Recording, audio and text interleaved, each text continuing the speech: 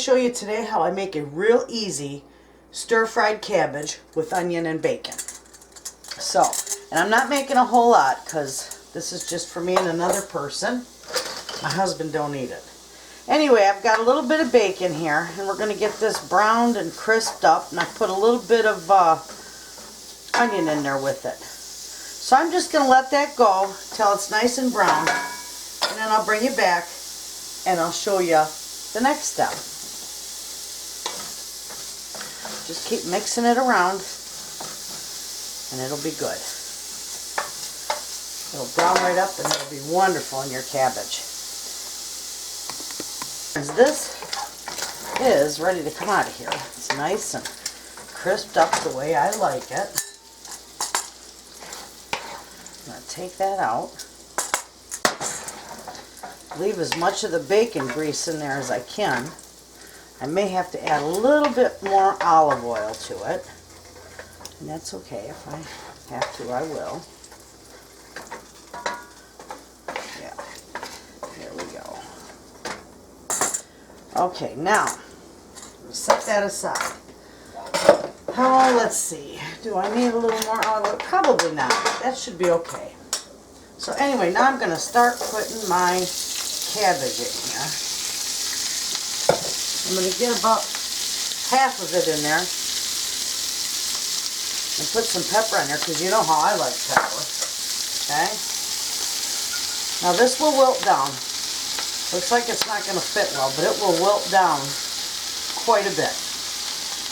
So, with this, I'm going to just let this cook. I am not going to cover this because this is stir-fried and I don't want the condensation to pool up on the bottom of the pan. I don't want it all soggy and lifeless. So I'm not going to cover it, but I'm just going to let it simply cook there for, excuse me, for a few minutes, and I'll be back and show you how it's progressing. Okay friends, see how this come along? Really good. It's wilting down. It's getting a little browned up. Just beautiful. I'm just going to keep going just like that. Mix it up a little bit. I did add about a tablespoon more of olive oil to it. But otherwise, it's doing really good. So, I'm going to leave that go and fry some more. And I'll be back in a few. Okay friends, I'm back. And it's been about 10 minutes. And my cabbage is done just the way I like it.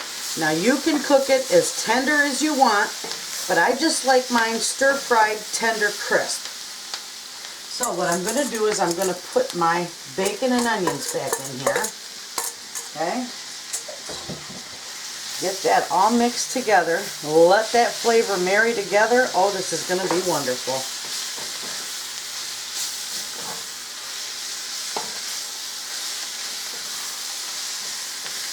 Mix that all up.